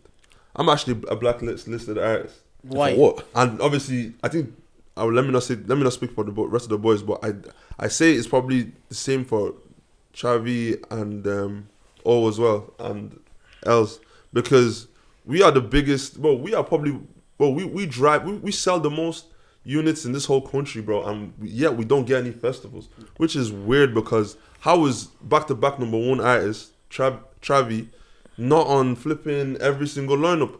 Is it a racism thing or I think it's like Irish people don't rate their own thing. That's honestly what I think it is. Because like I don't see how you go number one back to back, and I haven't heard you on radio. It's crazy. Like, bro. how does that make it? You're not on radio, and remember you're that. number What did you one. make of that RTE People's Choice Award when they did Album of the Year, and then Travi wasn't nominated? Like, and he got the number one album in the country. Would that also be like a part of it as well? It's all politics. You see, with me, I actually know how that works and how I got nominated. Obviously, I got nominated for that. I said, we'll have to chat about this one off camera, but like, all I know is, I know how this stuff is selected. Okay. And it's one of those things that I was like, bro, like, obviously, I spoke to Travi on the day. and I'm bringing his name up a lot. Let me breathe. But it's one of them ones that like, bro, you have the number 1 tape in the country. Forget choice of words. Good at collect a certificate. Yeah, but you know what it is? Sometimes it goes back to it's not about the thing, it's about how the thing makes you look. Yeah. Do you get what I'm saying? It's not about like at the end of the day. That's a certificate that he's not going to even remember. It's going to end up in some. Ghana must go back. Do you know what I mean? But it's one of those situations where it's kind of like to the other outside world. Yeah. People on your CV now, it's like, yo, I got this. Yeah, man. And it doesn't mean your music is any less or better than anybody else. It's just that sometimes those accolades and shit, they matter to the people that aren't important to you, but might be important to. Yeah, because someone in an office is just sitting there and they're like, say, oh, Travis, he won RT Trust Award number 1. Oh yeah, give them, because some people, their job is just to be corporate. They're not looking. They don't understand music. They don't understand anything. They just look at numbers, figures, and accolades and say, what I'm saying? oh yeah. Just to cut you guys off, but like I know how it's like it's selected, bro. Like it's first of all, it's called ITE Radio Choice Music Prize. You have to be on the radio to be nominated for that award. If you're not being played on the radio by RTE, you're not getting these people are still playing what's called Fat Man Scoop. Like, you know what I'm saying, bro? Shout out Fat Man Scoop. R.I.P. Fat Man Scoop, man. Back to this movie. How did you end up getting into it? Just like literally the dressing room thing, meeting Aidan Gillen in the dressing room, being like starstruck, and then Solo just broke the ice. Solo just spoke to him, and then I started chanting him, and then it was like, bro, I said something to him like, bro, look, I'd love to act in a movie. You know the way you lads are. Yeah, I'd love to be in a movie like you, man. Look, do you know Ice Cube? He's like, yeah. And do you know Tupac a lot? You want to be one of them rappers that be, acting in movies. And then he was just like, oh really? Like, you see with him, he's like, if you meet this guy, he's like a walking movie, bro. Like he's as if he's in character 24/7 because he's so like so well spoken. His voice is so clear, everything. And he has this look in his eyes that's just like a killer, bro. Like, you know what I mean? And I love it, bro, because it's like, bro, it's crazy. And when you not see him work in real life, when you see him on set, animal. So my thing is like, I spoke to him, very cool. 3 months later, on my birthday, exactly on my birthday, yeah, I was in AC3's gaff, yeah. And I got an email saying, long ass email from Aidan Gillen himself. Aidan actually emailed me for the movie, saying, "Oh, bro, there's a movie there going. If you want to be part of it, let me know. I know you have no experience, but audition. I'll send you. They're gonna do a meeting at this time. So bear in mind, I never give him my contact details. I didn't give him nothing. I don't know how he found my email. It's only God. That's the only thing I can say, because to now I still don't know who gave me my email, and whoever gave me my email, God bless that person. Simple, because that email has changed my life. That was probably the one time that I can say, you know what? Because acting was originally my first love, bro. Acting was always my first love. If you know me, like personally, acting was always my first love. But the music thing just always came natural. Mm-hmm. You get me? So I said, you know what? Being able to do that now at where I am at my life, especially that point in my life where it was so grey, I said I was so happy. That just kept me. It kept you going. Yeah, going. And obviously during that time I was doing the Rio Ferdinand stuff as well, the charity stuff. Mm-hmm. With Rio, meeting Rio, getting to know him as a person, getting to know his brand, getting to know ex-players. How was that? I'm a massive football fan. Yeah. So what's it like being Rio Ferdinand? Rio, that's my boss, bro. That's my guy, bro. He's a street guy, bro. Yeah. People don't know the corporate thing. Like, you see when I see him on Sky Sports now, I'm like, this guy's so. He's code switching. This guy, he's code switching exactly. Yeah, but you can see in his podcast when he's chatting to Joel, you can see Rio getting into a little bit of a. No, Rio is he's from the south. He's a South Peckham, Londoner. isn't he? I think he's from. I'm not too sure. I'm pretty sure he's definitely from South. Sure. Yeah, I don't know if it's it's Peckham. I don't know if it's Peckham or Croydon or one of them. Yeah. But he's a South London guy, bro, proper. And he's like really like cultured, bro. Very, very cultured. Like, black entertainment, black music. Like, I even have a video. Let me never say nothing, but like, you see some. How was that like as a United fan meeting like Rio? Rio's my goat. Even Rio's my goat. Like even from young, when I used to play centre back, I used to wear number 5. I used to want to be like Rio. Even in primary school, they used to call me Rio. No, in primary school, my old teacher, like, he used to say, because I used to like to defend. And meeting him, for me, I wasn't like, obviously I was starstruck because like I thought he'd be taller. But like, it's one of them ones that he's just a normal person. For me to be, I'm like Rio was probably the second time I was like in awe. But I won't say like, oh, let me. Not that you weren't frozen with. Oh my god! But I was like, this guy, this guy. Yeah, exactly. I was like, this guy's actually sound, and he's actually one of my heroes. That must be a good feeling when you meet these people and they're actually nice. He's been to Ireland as well. He's been to Ireland. Let me not say too much, but when he comes to Dublin, people are gonna know. I told him, yo, you need to come to Dublin. When Sello announces his next show, Real might be in the crowd. Don't be surprised, bro. That's my guy, bro. But what was it like being on set? On set was just learning. Like on set would be like, acting is so precise, bro. I didn't know how precise it was. They can open this door 4 or 5 times just to get. You never watch a movie the same again, ever. Okay. Like for example, now if you see somebody sitting in the chair in a film, they could have done this. 7 times to make sure it's perfect. without any audio, without any talking, just to make sure this guy sat in the chair properly. So now you know that Sean sat on that chair 15 times just to get that one take. So you're telling me how many times do you think what's it called, one of these guys, Denzel or one of these acting guys, sat on that chair to get that right? So you're thinking that in your head and stuff like that. Obviously, with all these big actors. But I'm looking forward to these snippets that you're about to play for us. Oh, bro, trust me, the snippets are gonna be crazy, bro. Yeah. I'm as well. I'll probably include the audio. I want the audio to be on the thing as well, so Okay. people can hear it. Yeah, what's called? Yo, Joe Vinci, this week you're not in True again. It's all good, man. But what's called? Now new album's coming. Yeah. What should we be excited for? What are you excited for this new album about? The way I'm rolling it out is already just like a statement. I just feel like my story needs to get told. People don't know the name behind Sello. People don't know my name is even Sello. The answer I've been giving people is even the fake answer. I've been giving people, how they get my name Sello? It's been fake for the last 3 years. So now it's the thing where like, if you're watching my story, you're understanding like how I came up, how I started. Let me not spoil the short film, but once you start watching the short film more to the end, it's probably end of next month. But I have episodes for like almost every day. Just all of you that are here, go to my page every single day. You're gonna see something new. You get me? So like you're gonna see my story. I feel like a lot of artists don't tell their story well enough. Mm-hmm. And as well, even how I came to the country, I'm a refugee, bro. All this refugee stuff, get the refugees out.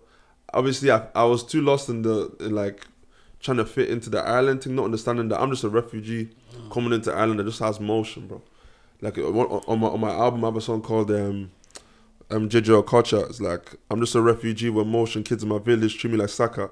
Legend JJ Okocha, born in the ghetto, raised in the gutter. My old village got worse. I could have been selling bread with my brothers, still making bread with my brothers. What to my mothers, I could have been different.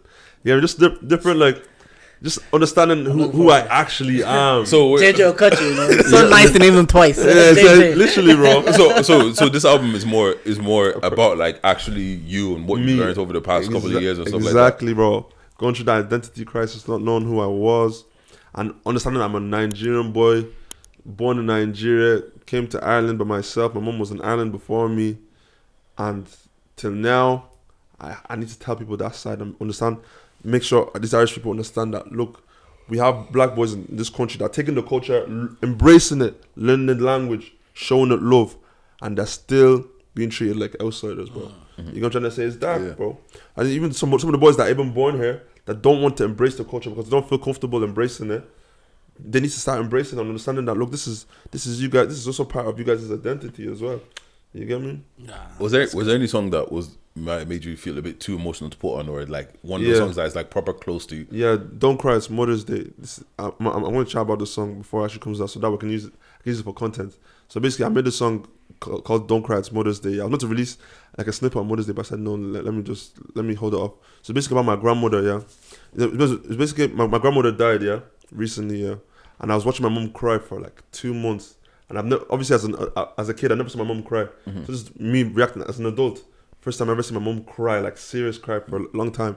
And I felt like I felt a part of me was like, yeah, but someone you breaks when you see your mom, like your mother that cry, like it's like real cry, like a real like for a long period of time. And you always remember. You always remember, yeah. Always, because I remember that was my mom's sister. She was living like in one of the village in Congo. She got news and she passed. And till today, I've never seen my mom like cry like that, bro. Yeah. You feel me, bro? So like, it's one of those things that like I was like, and even my mom during that time, she might be upset, but she try and crack a joke with you and then you know deep down that she's just using that. She's still trying to be a parent. She's doing that mom thing, like I'm okay, it's not that serious. Yeah, don't worry, you look after yourself. Mm-hmm. You know, I'm trying to look after yourself. Don't worry. So I made a whole song. I made that song in Sweden. I did a bit of it in Niger as well. And it's like really just talking about like my mom dealing with, like, obviously my mom is also somebody's, no, so obviously my mom has a mom. You know what I mean? So my mom It's someone else's baby. Yeah, exactly. Thank you, bro. Yeah. You took it. Exactly. So that's pretty much it. Me understanding that. And now knowing that obviously my grandmother has passed and I have to look after my grandmother's baby. So that's what that song is called. Don't Cry, It's Mother's Day. No, You get me? How much of the tape have you played for your mom? Zero. I never play my music for my family ever. It's the only person I listen to the only person I play my music for is my little sister. My little sister has heard that Don't Cry, It's Mother's Day. Because she's very like, she's a musician. She's the one that helps me write script. She's 11. No, I think she'll be 12. She's going to be 13 in May, Kai. She's adult now. Yeah. Adults now. Are you paying bills at 13? thinking about your mom's reaction when she hears that song? Oh, no. Okay. To be honest, the music is, for me, she's going to love the song. I know she's going to love it. What's it called? Like, because I remember I was recording it. It's not weird, but I actually felt my eyes were reddening up when I was listening to the song. I was like, yo. So I feel like, yo, this song is, the fact that it brought me to, the first time I ever felt emotional making a song. I felt like, yo, people are going to translate. So I was playing, well, remember, I recorded it in Sweden. People in the studio were feeling the emotion. You know what I mean? So these people, that obviously they speak English, but like, they don't know me. They're able to feel that. And then when Simba was mixing the song, he called me. I think he called me or messaged me on the voice and said, "Bro, this track, bro, it's gonna be a big song." Just little feedback that I wasn't always getting from the rest of my music. So I feel like Don't Cry, It's Mother's Day is gonna be a massively anticipated tune. Yeah, because low-key, like, I've been seeing a lot of people's grandmothers and stuff have been passing, and I feel like bro. sometimes that's when you see your parent as, yo, you're actually just a kid to somebody. Yeah, you know? exactly. Like, and it's like, It humanizes them to Yeah, even so do you get what I mean? another level. It kind of like makes you understand that. Look, imagine like obviously in the hook, I was saying watching my mom cry is hurting me. Like I literally see my mom cry. It was paining me. I didn't have to react to it. So like I was just uncomfortable. Like obviously I'll put my arm around her, but I was still feeling the hurt as well. Like it was too much for me. It was unbearable. So the fact that I put onto the music, I finally like was able to cut ties with that. That's the first time I was able to like finally get rid of that emotion. You get me? And I was sitting with like, it was making me uncomfortable even for time, bro. I just can't wait for it to come out. do you feel like this tape is better than Sello tape? 100% better. What else are you gonna say? No. Yeah, 100% better. But like I feel like, and I won't say 100% better. I don't like Sellotape was like I put too much thought, too much into that. Like put my whole child. The songs in Sellotape that I made when I was like 14. My first ever freestyle that I ever rapped, like ever, was on Sellotape. I was Gelga. That was the first time I ever wrote a rap song. And it was Gelga. That's why I always say it takes 22 years to make your first. Exactly, you said that. So when you were saying that, I was like, this guy doesn't look like He said it. it, Like, bro, like this is real. This get realer than that, bro. You get me? So like you get me. So it's one of those ones that, like, I haven't named it. I can bleep it out, don't worry. Yeah, it's nice, bro. It's more like I'm out of that mentality. You get me? This is the artist. You get me? I'm the artist. Obviously, Sellotape was the boy, but now I'm the man type of way. Do you have in your mind what time you want to release it, or? Oh yeah, it's closer than you guys think, bro. Okay, good. That's where we are now. Let's have some serious media run. It's gonna be very close, bro. Like I can't even lie. When you guys see the cover art, just know the album is dropping the same week, bro. Do you feel? It does, because you know it sounds like obviously you've gone through a lot. You've really learned about yourself and all that kind of stuff. Do you feel you're going to be more emotionally tied to this? And if they're saying that there will be negative feedback and stuff like that, do you feel like the feedback about this album will get to you more than it did on the Sellotape? For me, it's more like now I'm putting myself in a vulnerable space, but it's one of them was like I said before. This feedback for the Sellotape got to me because I felt like they were judging me personally. But obviously, I was able to separate my artist from my individual self. But now it's a thing where, when it comes to this album, like I made it, but I still don't feel like it's 100% ready, bro. I don't feel like it's 100% ready. But it's a thing where if it does this thing, cool. If it doesn't do this thing, cool. I'm dropping the next one, like straight away. It's just one of them ones that the reason why people will be frustrated about the feedback was because they put so much time and effort into it, and they have nothing coming after, nothing to follow it up. They have to start creating again. Me, I have my next album ready. If this one does not do well, hopefully on to the next one. Oh, straight away I'm promoting the next one. No, but the only reason why I say that is because it feels like this one, Sello tape, cool, might be your story, but this one, it feels like I'm putting myself on this. Like bro. This is about me and what I've learned, and it's like, do you know what I'm saying? Seeing your mom cry, and, going back to the village and stuff like the digital culture songs, so it's very more interpersonal. Exactly, it sounds like, anyways. No, it is, bro, and the truth is, bro, even that Don't Cry's Mother's Day, I remember the first time I got feedback on that I didn't like. It goes like, you shouldn't. The first verse is better, bro. I was like, what do you mean, bro? This is not a feedback tune. Listen to the song. This is a take what I give you tune. This is me expressing my feelings. Yeah, bro. Like literally, the first verse better. Keep that to yourself, because I'm. You get me, bro. It's one of them ones that I actually don't mind, because the person was coming from. Just literally wants me to go deeper. Okay. They know that I'm capable of writing better. You get me? But if it was from anybody else, I'd have just said. Like, now that you've made it, right? And like, I'm not saying that there's going to be heavy pressure on you, whatever. The pressure you probably put on yourself, that's cool, whatever. But do you feel like all of those emotions and everything that you've built up in the past 3 years or so, is it gone after you made the song, or is it gone after you've released it and given it to the world? Released it. It's always released. I always tell my boys that, bro, when I start releasing music properly again, that's when I can make my best music. Because, like, I kid you not, like, off releasing Dublin, I made Cittg, Process, I made Oggy, like, I made 3 or 4 songs just off one release. If I don't release music, I don't know what my fans want to hear. I don't know how I'm feeling. Like, there's a lot of stuff that I learned through, like, releasing, just by people's interactions with me. Like, because obviously if I release more music, I'm in more places. I'm living more. You know what I mean? You have to do more to go. I know. I get that. You feel me, bro? That's cool. But yeah, you got anything else you wanna get off your chest before we get the fuck out of here? Yeah, bro. For me right now, stay tuned to the next project. Next project is gonna be crazy, and all I can say is just know the reason why you do anything, the purpose behind anything, because that's what keeps you driving, bro. That's what keeps you going. But yeah, play us a little song before we hop Let's out. go. Let me connect to that. Let me get that speaker, bro. Yeah, Get the speakers before we. You guys stay tuned, yeah. All of you stay tuned. Don't leave now. I'm gonna play some unreleased. Gonna play some unreleased tunes. You know what? The best part of being friends with artists is hearing unreleased shit. Oh, because you know what? These pricks always do the same thing. They'll record 80 songs and they'll release one. And just so funny, bro. Like when I started going to like it's even Travi and Els that taught me this. Like, bro, make a song in that same week, release it that week. Because if you think about it too much, you start not liking it. You won't like it, because I remember when they made Hey You. Who's that? Hey You. That was a song called Hey You. Yeah, I was in the room when they recorded that. They literally went to record it. They recorded it sitting down, and then they made the cover art that day. They uploaded it the next day in space of 3 days. I was like, you guys are so turn around. So you see, when boys are doing stuff like that the right way, you can't complain why they're not number one, bro. You can't complain. You can't say, oh, these guys don't deserve it, because I've seen them flip 2 songs in like 2 days, bro. Like, you know what I mean, bro?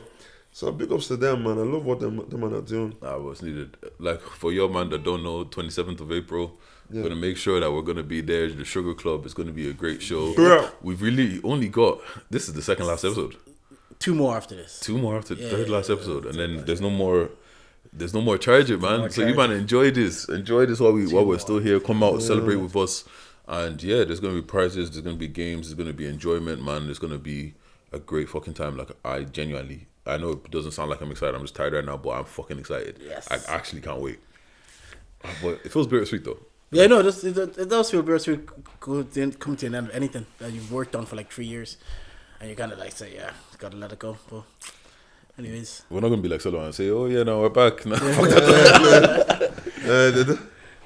that. Boys, I'm like, it was a great journey. Anyways, boys, we appreciate what you guys did for the culture, bro. Especially given like early artists, like for example now, when it comes to Charger, what I used you guys to do was like to see, okay, who are the new artists? Yeah. getting platform, like getting a bit of motion, that texting you, trying to get onto the show, so I can see them how they talk, how they project themselves. No, that did happen. It did happen quite often after a while. It was like a lot of people's first interviews, first media run. Exactly, like bro. The space where before they can go onto the RTEs and everything. Yeah, they come on here and get some reps. Exactly, and bro. Eventually, and because you guys were the only ones doing, like, I don't think anyone to this day does that, bro. We had after one stage we were like we're a lot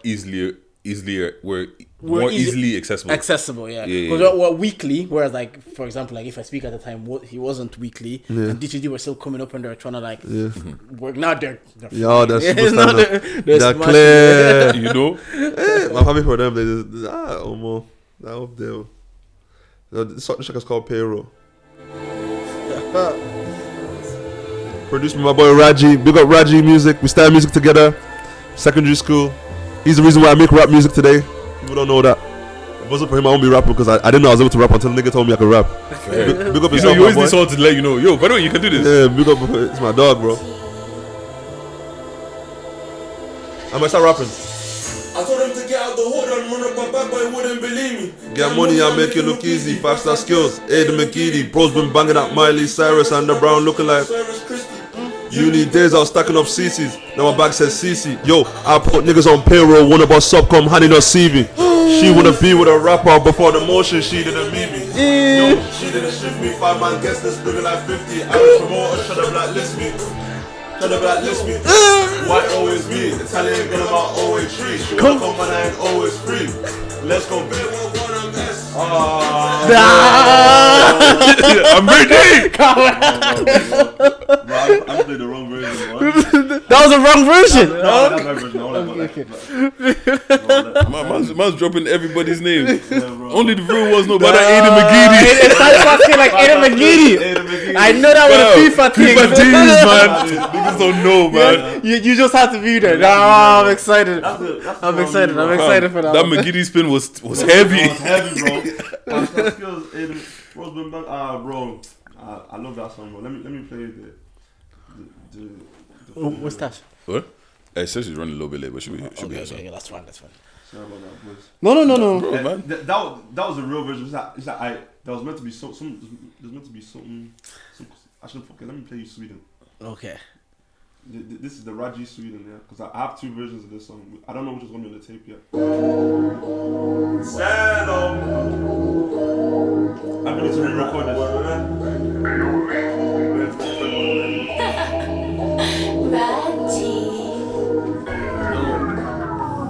I was in Dublin, woke up in Sweden, trying to bring Stockholm, feeling like it's like tracksuit on with a mask on face. Moving with copyrights when I'm in town. Chicken and chips what I spend on trainers. Cap with no disclaimers. I got tip for Swedish babe. She wear my chain in the mirror, I'm famous. I was in Dublin, woke up in Sweden, trying to bring Stockholm, feeling like it's like tracksuit on with a mask on face. I'm Yokeres when I'm in town. Chicken and chips what I spend on trainers. Cap with no disclaimers. I got tip for Swedish girl. She wear my chain in the mirror, I'm famous. Swedish babe with a back Brazilian. She wanna eat in a Michelin star like Killian. What's the We might be back. We're back. Nah, you know what? Those 2 snippets were like you went back to rapping. Yeah, you're just like let me just flow. Let me just put the beat on. Let me rap. I was in Dublin, woke in Sweden, trying to bring Stockholm, feeling like it's like tracksuit on with a mask on face. I'm Yokeres when I'm in town. Chicken and chips what I spend on trainers. They cap with no disclaimers. I got tip for Swedish girl. She wear my chain in the mirror, I'm famous. Swedish babe with a fat Brazilian. She wanna eat in a Michelin star like Killian. What's good, baby? Okay. I ain't got #1 and I ain't got 1,000,000 views. Still that most influential. The judges check her credentials. She wanna know my end of potential. We're back.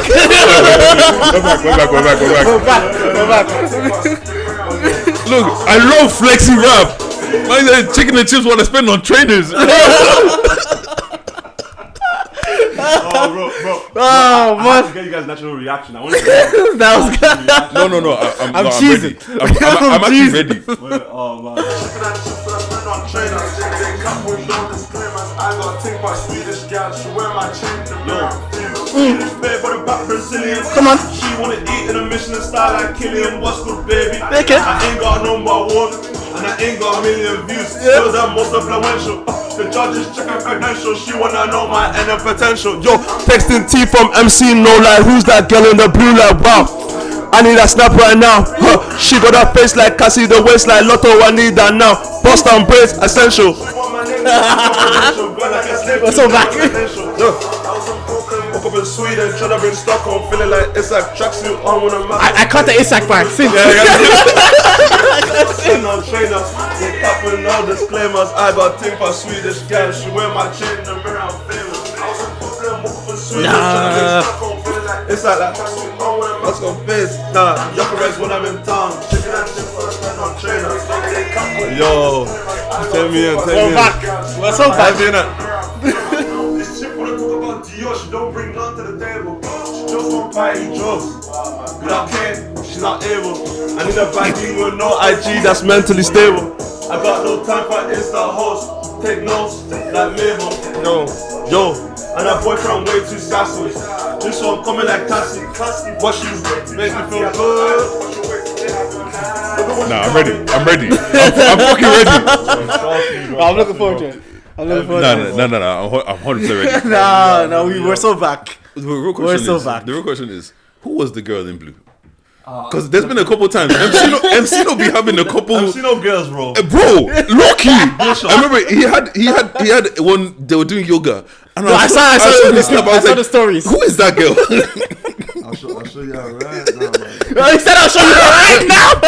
Also, Sello, who's wearing your chain? That's a little. Let me just sit down on there. Deji was listening to picking up every bar. I'm listening, bro.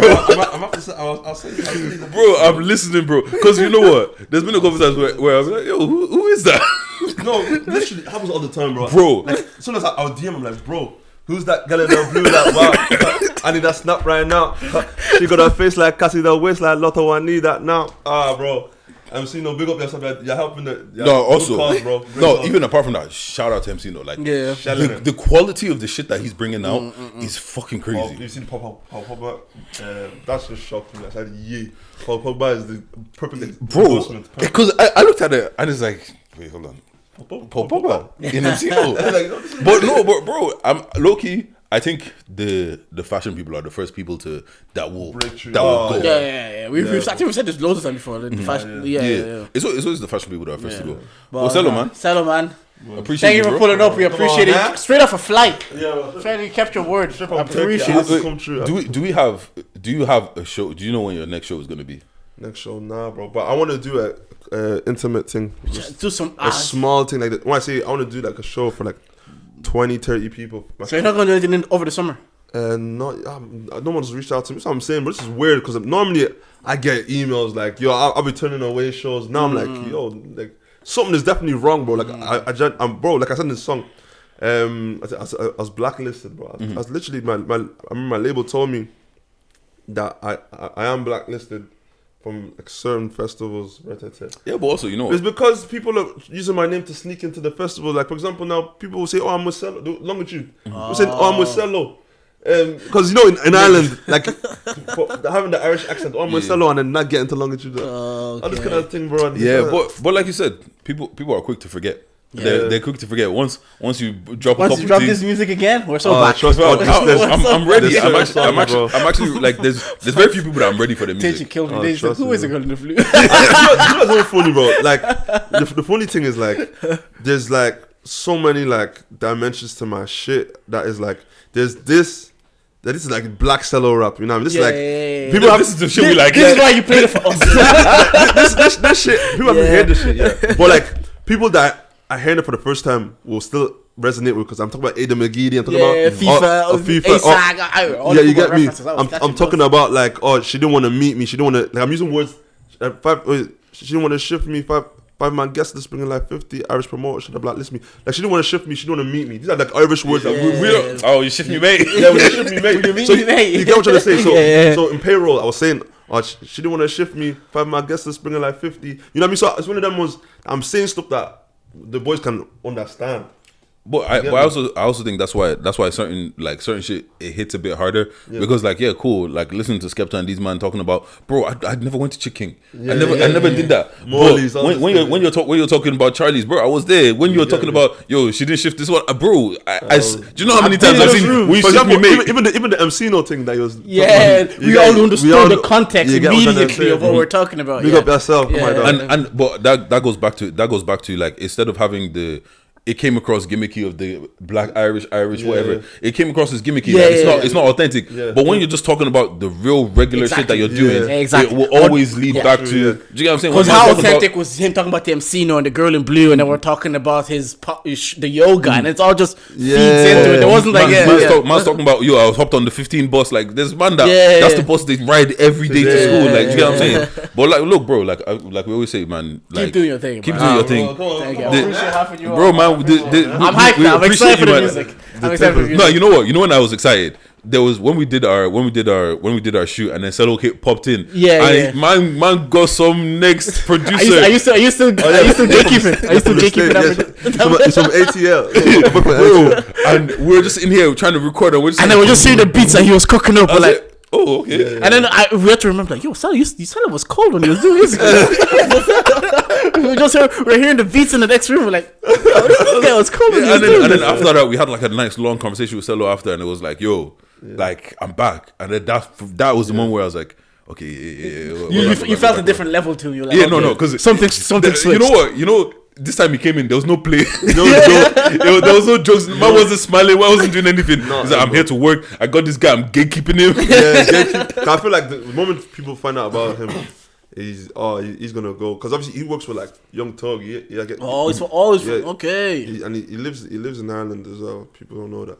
So it's one of them was me and him are going to Atlanta like later on this year together. Like I'm trying to really like travel the world. Like obviously this year I've traveled more times than I did in my whole life. I've traveled like 3-4 different countries in like 5 months, bro. Damn, because we're only April now. Yo, actually, we never announced. You got is this a personal tape where I'm not having anybody else on it? It's just me, or you have features? Yeah, I have a couple of features, but let me not give anything away. Yeah, but like, it's one of them ones that like I saw. But like all I'm saying is do the right features. Do you get me? They make sense for the tape. Yeah, exactly. And I feel like for where I am right now, I need my fans to understand me. Again, no gimmicks, no throwing my man on the tune because he'll get more views. Yeah, because every feature that I've done to this date was a flav feature. It was never a thing where I wanted to be in the studio with a person. But maybe I won't like none.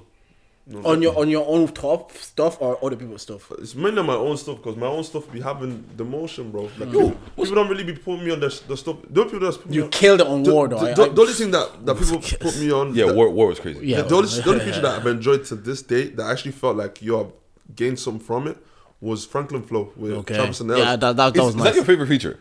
That's my favorite. Like in your personal opinion? No, my favorite feature of all time that I've done would be Evans Jr. Diana. No, I'm talking about you featuring on their song. You featuring on someone else's song. So I've only ever done that twice, even, bro. Was it just War and? Yeah, that's what I'm saying. Okay. It feels like because you've heard you saw me. Yeah, now War, you came vexed in that song. Yeah, because I'm on the back when I press it. Because the story behind that song, but the story behind that song is deeper because people were telling me that there's a certain rap on that song that people were saying Sello will never be as big as this guy. Oh, and it was a personal thing. He took it personally. Bro, but when I take it, see with me, bro, like people don't understand that I'm a barra, bro. Yeah. And when it comes to all of these guys doing top 5 spitters, bro, I'm gonna do a cipher with all the best rappers in the country. We need to sort this shit out because all of this top 5 bullshit. This is what this guy likes. Like, people don't know I'm a grime kid, bro. I'm a grime MC, bro. Yeah. So certain man don't have to hold the microphone, bro. They can't hold the microphone and pour on the beat and say, but you know what I mean, just spit. When I tell you Drake and Kendrick took over my life because I love the competitive. I love that. Let's rap against. Let's rap, bro. Let's rap, bro. This feature. That's why War when you can hand on the back when I press it. And I'm like, oh, this is what we need. And it's because certain people felt that they were able to do my craft better than me, even though they never gave me the chance to shine. But when I did War, I got taken off a song called Drop That. Yeah. That came out. One of Larry's songs came out time ago. dropped that. They took me off. They put like 2 features on it that weren't originally there because obviously the song was meant to be me and Larry and then some other guys. And then what's it called? When they took me off the song, it was personal because the conversations I was having with certain people after that. So it was a thing where obviously I haven't released Dublin now, yeah. So bear in mind, they've taken me off the song. I'm thinking, it's because I don't have motion, it's because I don't have my. They're telling me because I'm not a big artist, They need to get bigger artists, Cool, whatever. Took me off the song. I dropped Dublin the next week. Goes number 2 in the Irish official charts, viral charts. It charts on radio. It's doing its thing, and then they offer me another song because of the motion off the back of that. Yeah. So I was then like, the verse I'm going to give them. I told my manager Gino, I don't want to do this song, but he goes to me, bro, this is your chance, bro. Because Gino's someone that he needs to trigger my brain. He needs to get me like red, like this will make my eyes red, innit? That's good man management. You get me? So exactly that's what he calls it. So he said, bro, this is a chance to show people that regardless of anything, bro, these are the three of the best rappers in the country. You need to show people that these guys will never be able to touch our dust, even on their worst day. So when I said war, when I came on the war verse, I was the first nigga to lay my verse down for that song. But the beat came up the moment they dropped the beat in the group chat. Yeah. I went to studio the next day, dropped the verse. These guys were rewriting their verses, bro. They were rewriting obviously not to diss the guys, but like I want to big up Larry Labby as well because he's the first nigga in this music industry to ever like believe in my shit. And after even though obviously we don't talk that much, we don't talk at all to be honest. But you know how that's how the thing goes. It's one of them things that he was the first guy without any motion. Like obviously I didn't have motion that time. Like he just thought I was a good rapper. So hey, do you want to be my son because you're good at rapping? To me, I would never forget that. You know what I mean? Big up to him. Now that that's happened to you, are you doing that for someone else? Loads of people. I do that for so many people. But with my thing, I'm trying to be like, I want my brand to be the culture. I want like people to base the culture. Like when it comes to like, see for example, Skepta in the UK. I want my thing to be like, okay, see the way this is how Sello did it. Let's take this listening party idea and make it ours, or let's take this secondary school idea and make it ours. That's what I want. I want people to take my ideas, bro. I love that, like this, because I know that influence. You know what I mean? I want to, because bro, I don't care about being number one and all this. I generally don't. But I want people to understand my story and why I do what I do. Yeah, I hear that. You know what I mean? So that's what's driving my music now, bro. Because before it was like I want that heavyweight championship, but now it's a thing where I need to move my family out of Nigeria to Ireland, bro. That's the only reason I make music, bro. Yeah, once you realize all of that, or like when you're not in it, you want all these accolades and all that. Yeah. But then once you get it, you're like, this actually doesn't mean shit. Doesn't mean shit, bro. And then that's when you move to I'm doing this. You've really only done 2 features. That's mad. Yeah, I've done 2 like. With the J5 one as well, or J1. Oh yeah, J1. Yeah, J1. You did that one as well. Yeah. I'm like, that was my hardest. I think that's my favorite. That was cool. That was good as well. I don't think people know that song. I know. I've we've heard it. Yeah, we've heard it. When you first came, the only thing we had out was Dublin, and then I had to go listen to the features. Khalifa maybe I think at the time. I don't think Mia Khalifa was out when you came. Maybe not. Yeah. No, it was because we asked him about. Oh yeah, why'd you name it after a porn star? You know, because I got asked that question a lot. So obviously I had a song called Lisa Anna. I can't drop that one because people start saying, "Oh, you need help, nigga, you need help, nigga." Like, bro, how much porn are you watching, bro? I said, but that's not even me. But the only reason I did that is clickbait. It's not clickbait shit, bro. Yeah, that's understandable. But yeah, thank you for pulling up, bro. I'm excited now with the snippets you've played. Bro, we've ended this podcast 5 times. But just asleep. If you guys made it to the end of this podcast and you didn't like anything that we said today, well, you can charge. Bang, bang. Thank you for listening. That's cold. Well, let me check out again.